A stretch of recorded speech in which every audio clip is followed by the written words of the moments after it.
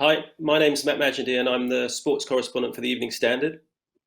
Thanks very much for joining us for the latest London Rising event. And today we're talking about the business of sport and what's coming up next for the industry. Now, like so many sectors, sport has been massively impacted by the COVID pandemic. But London as a city is on a precipice of a huge summer. We've got the Euros at the end of this week. Then further down the line at the end of the month, Wimbledon. Beyond that, the Olympics, just to mention a few things. Now, I'm very pleased to be joined by two experts in this area. First up is Matt Rogan, who's co-founder of Two Circles, fastest growing agency in the UK. He's worked across a series of big sports events and with big brands, Premier League, England and Wales Cricket Board, England Rugby. He's also a non-executive director of the English Institute of Sport, and his latest book, which I have handily here, is just hit the shelves, All to Play For, How Sport Can Reboot Our Future, which I'd heartily recommend.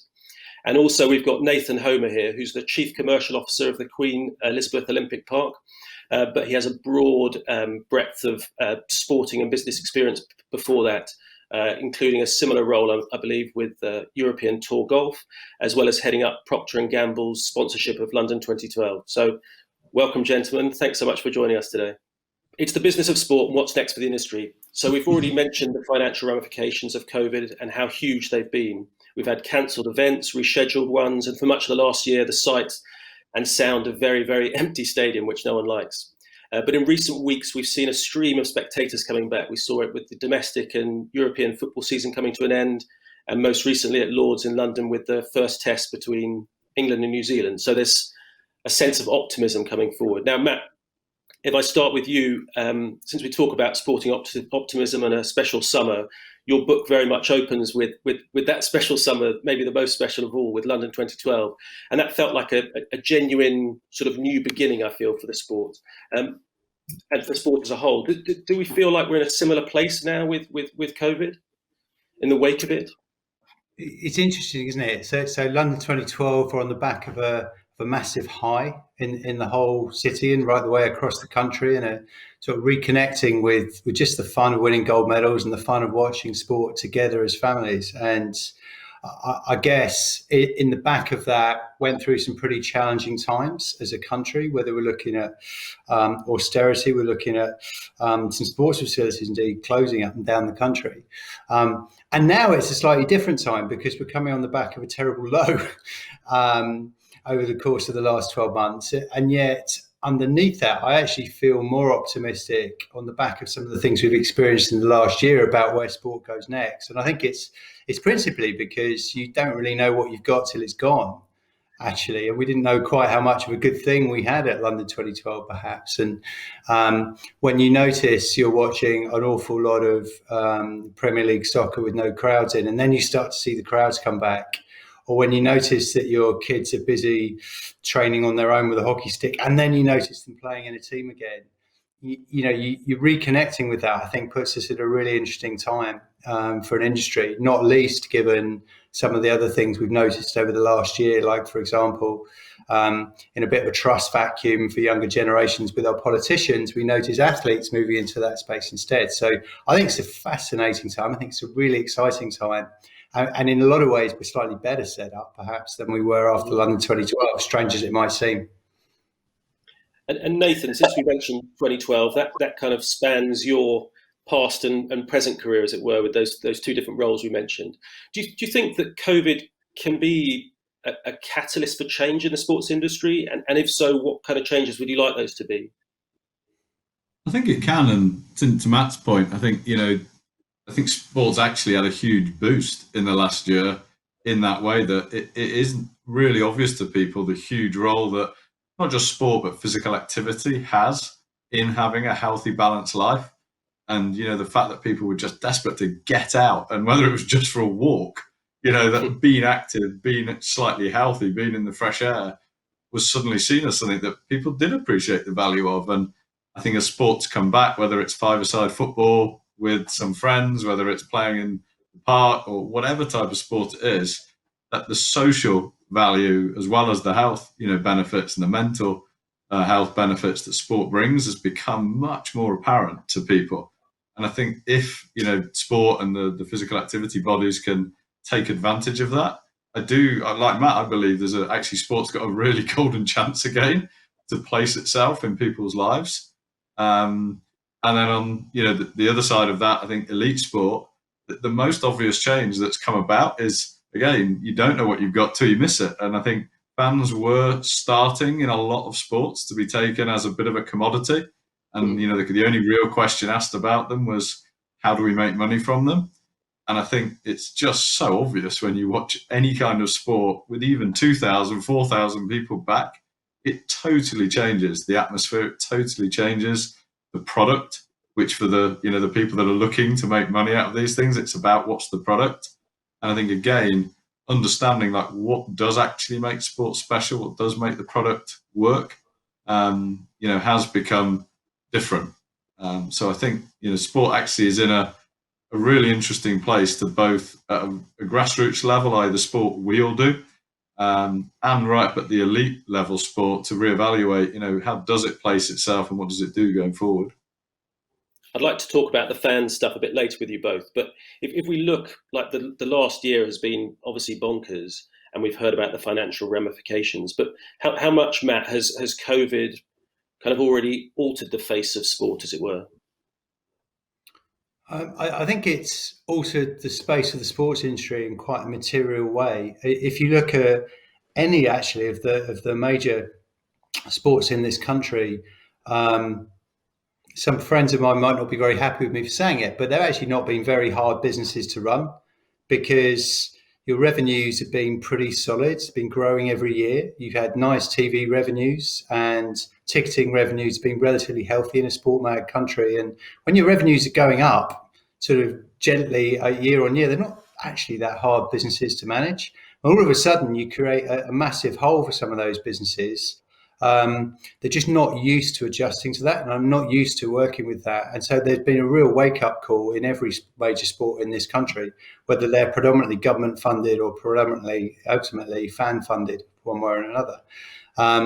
And it'd be remiss of us to think that many of those major sports are out of the woods yet. So if you look at even the very best prepared for the pandemic in Wimbledon, it's totally counterculture for them not to know 2 or 1.5 months out how many tickets they're going to be able to sell for their event. They're so well prepared normally. And so there's sort of an ongoing reverberation to the initial earthquake that every major sport in this country is feeling.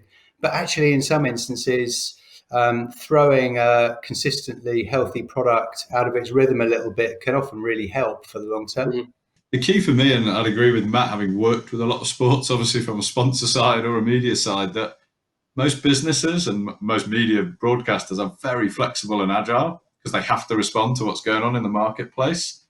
And I think a lot of sports have just been in a classic cycle. And I actually think if some of that flexibility and agility that has been forced into sport actually continues, it will turn them into much healthier organizations.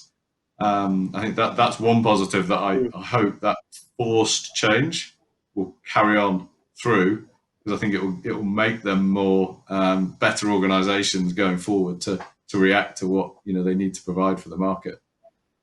It's interesting, the point about Wimbledon, because obviously they don't know until that June 21st announcement what they can and can't do exactly. But that's just one example. But what other challenges, obstacles, opportunities lie in wait for the industry this summer? Whether it's Wimbledon or 100 or, all sorts of events. We've got the Euros. There's all manner of ones. Well, I guess from a general challenges perspective, you've got the agility point. It's amazing. Of course, you have a different lens to health and safety. And how you think about health and safety traditionally would be a function of the number of people you're trying to get into a contained area and get them safely in and safely out in the stadium. Health and safety takes a very different lens on now, where you might have 20 or 30% of the stadium at capacity, but you need to think differently about all sorts of other components, all the things we've been living with through the last 12 months in terms of how do we efficiently serve food? Can we efficiently serve food?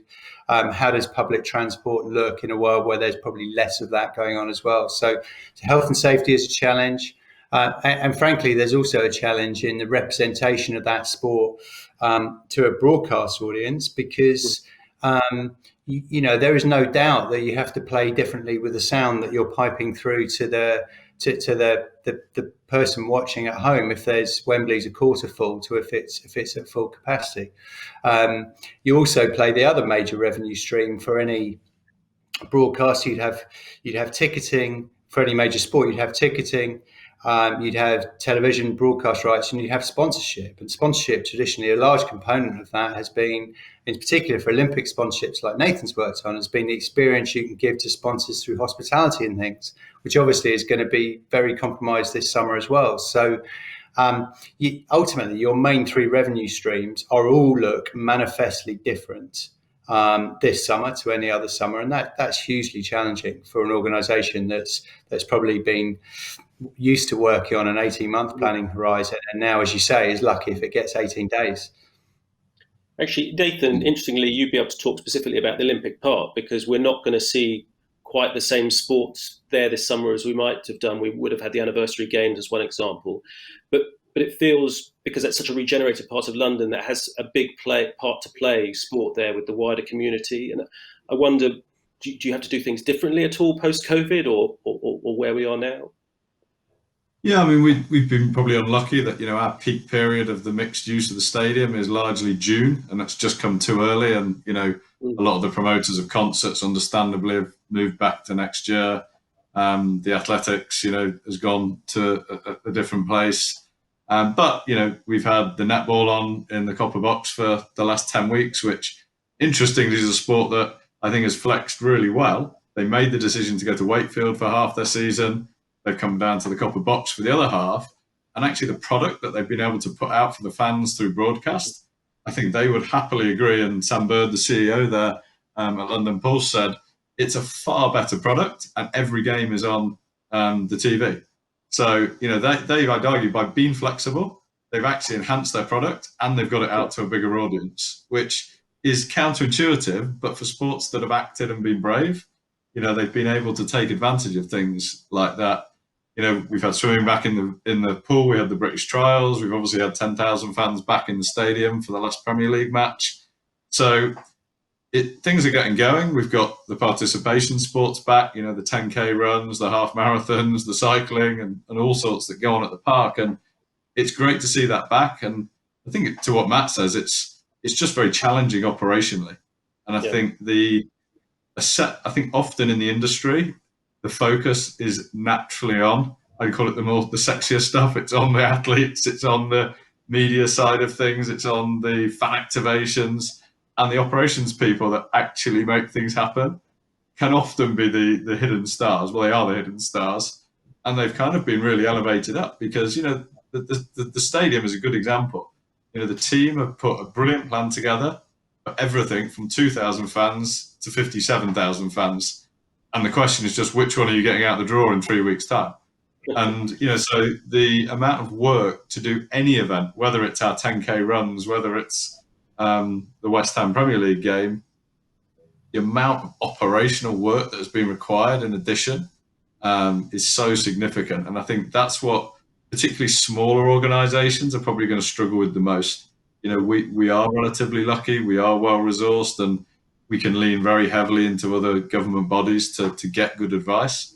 I think smaller organisations running small sport at a local level are probably the ones with the biggest challenge. And I think it's them that really need the most clarity going forward on what they've really got to do and what actually is okay to live without. I think there's a lot of confusion at a grassroots level, which we're being able to help the people that come and use kind of our facilities and our space with.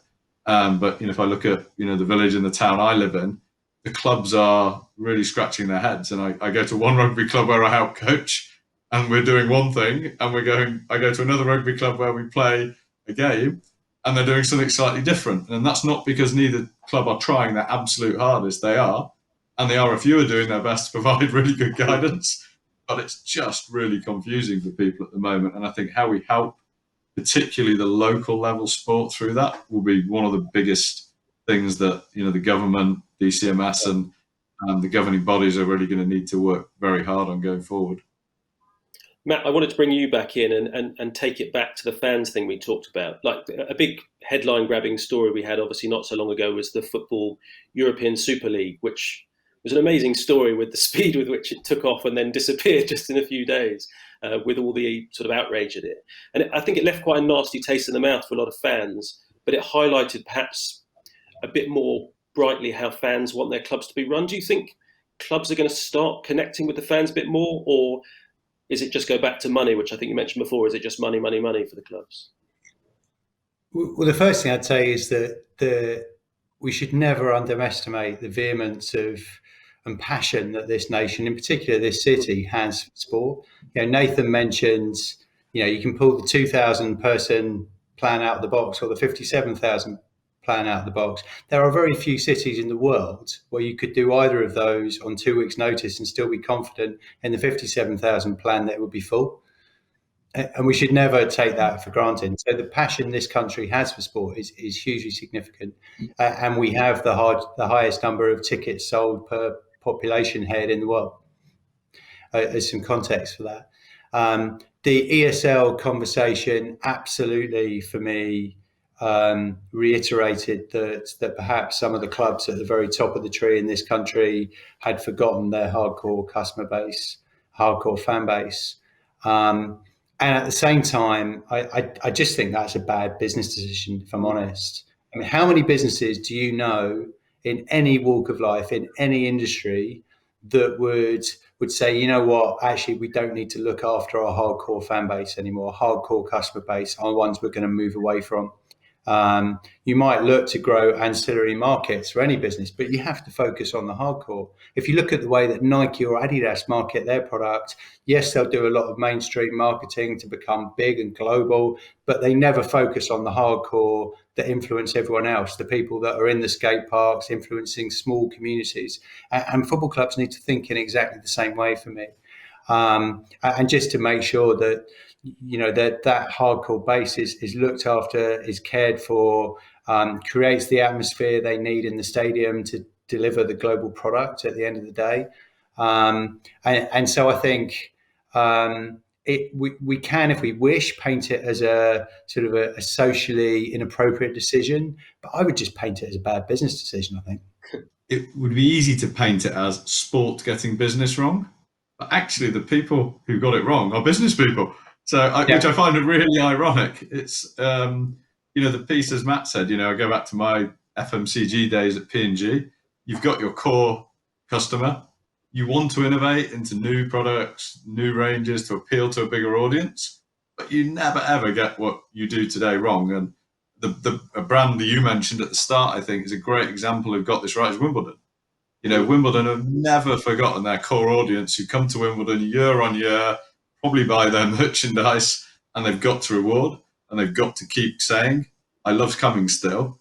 But they've been incredibly innovative over the last decade in drawing new audiences and providing new parts of the Wimbledon experience and product for people that the traditional experience may not have quite been right for, but they've managed to do both together and bring them hand in hand, so that if you speak to either person, they'll tell you what they love about Wimbledon, and some of the bits will be the same, but a lot will be different. And I think that's what it felt like the ESL was guilty of, which a few other sports have probably gone towards. But I think Matt, as Matt says, it's just bad business to not look after your core audiences and your core customers.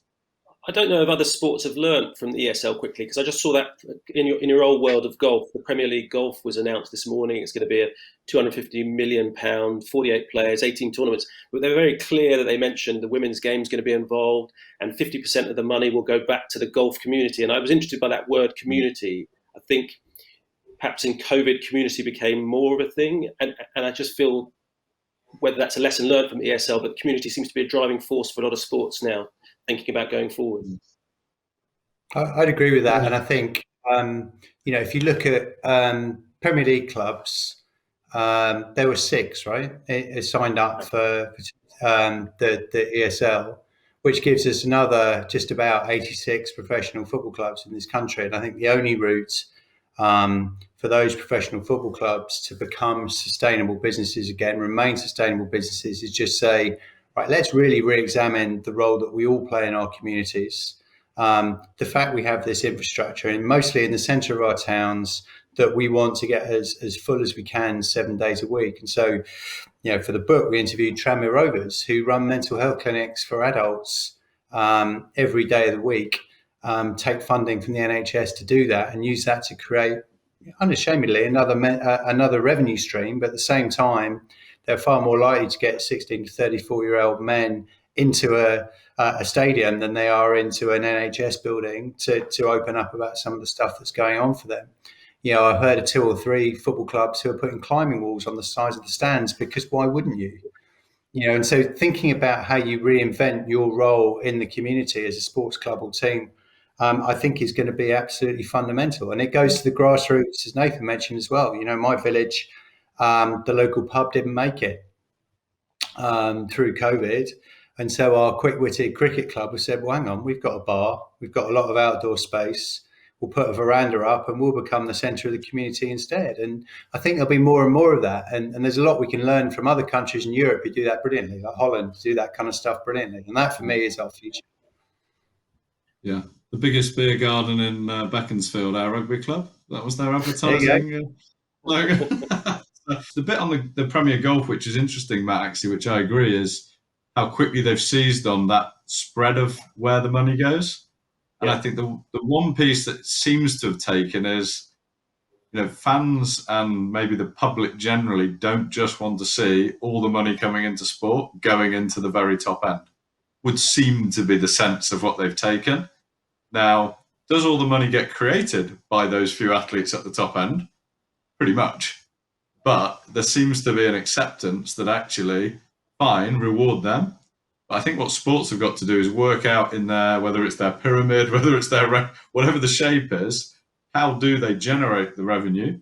And then how is it best and appropriately spread to ensure that there's an entirely healthy cycle? And of course, again, in most businesses, that's the same. Most businesses have a part of their business that makes most of their money, and they choose how to reinvest that into the other parts of their business that are either vital, keep the other bit going, or that they're looking to grow or invest in. Sports Challenge traditionally has been different people own different parts of sport, even within sports. So golf, and I'll stick to the example, the European Tour, if you take the UK, or the R&A, earn the big money from media, from tickets, from hospitality, from sponsors, but they don't actually run grassroots sport. They don't run grassroots golf. So, if you've got a sport where that line is very clear from top to bottom, I think you'd get much better, simpler decision making in how you spread that money through the sport. And in something like, I'd say, netball in the past few years in the UK has been a good example where they've done a brilliant job with the Vitality Super League of bringing a lot more revenue in. But because one body really was controlling the sport right through to grassroots, they've chosen how to reinvest that money. That seems a smart way all the way through. And I think it's much more challenging in other sports just because of the historic structures. That might be something that I hope will change, that those structures will either come together, and there's talk of tennis potentially, merging this week, or they'll be forced to come and work more closely together to create what they can see is needed to be successful versus other sports maybe that are doing it. And competition's always healthy in that way sometimes. For me, the best example this summer of what Nathan's talking about is the 100, which starts in London with a women's game on the 21st of July at the Oval. And that the 100 for me is the best example of sport becoming brave in the way in which it operates and being prepared to innovate. The ECB would make no bones about the fact that Test cricket is what drives its revenue streams right now. Has had a real success with 20 Blast, and its innovation product is the 100. It can line those 3 up in terms of calendar and positioning and things because it's one and the same.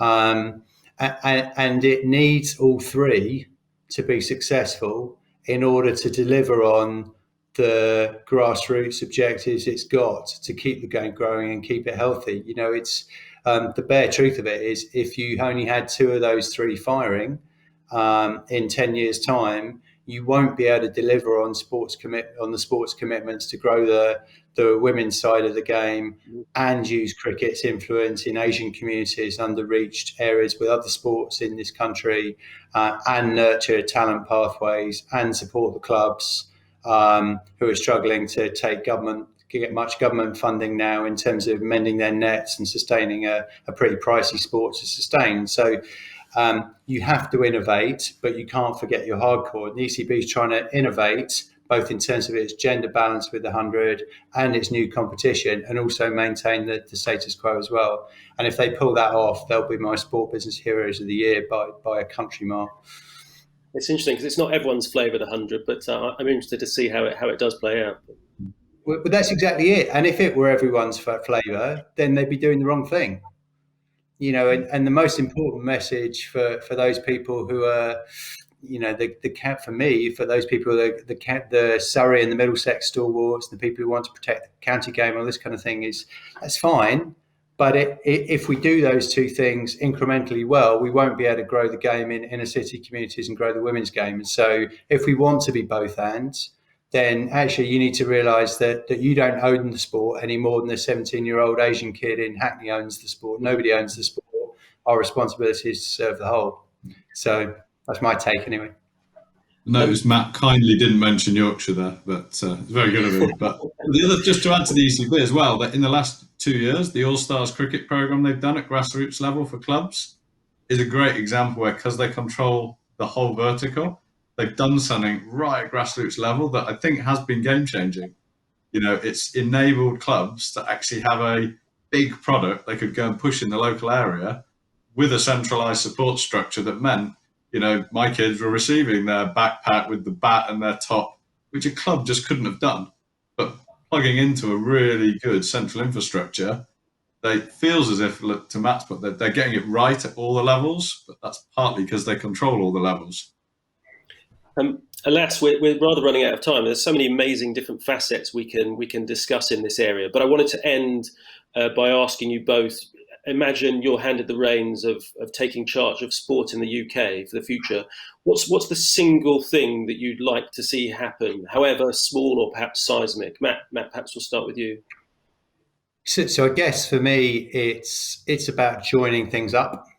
Yeah. To Nathan's point, really, this is what happens when you join a whole sport up. What about if we joined the whole of sport up as an entity and said, well, look, it's kind of interesting that a newspaper can report independently on Marcus Rashford on the front page news, on the middle pages in business and the back page in sport, and sort of never the twain shall meet. That's why I wrote the book, really, to say, what about if we put all those things together now post-COVID and said, look, sport is actually extremely potent and we need to understand it in the whole. And what that means in practical terms is it shouldn't just sit in DCMS in government as its own little island.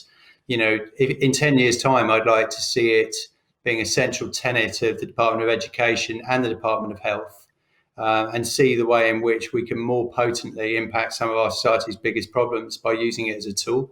We're nowhere near there yet, but I think the last 12 months, in terms of where I started, the short, sharp shock, hopefully short shock we've had, could be the catalyst to achieve some fascinating stuff in the next 12 months. And Nathan, did you have a thought there? Yeah, well, I'd heartily echo that. And I think the second one for me, and it might hark back to my days as a PE teacher originally, are, physical activity isn't just about the sport I think we naturally all talk about, which tends to be the competitive team or individual sports. I think to attract a lot of the generation that, I think we're most worried about, we need to look at physical activity more broadly.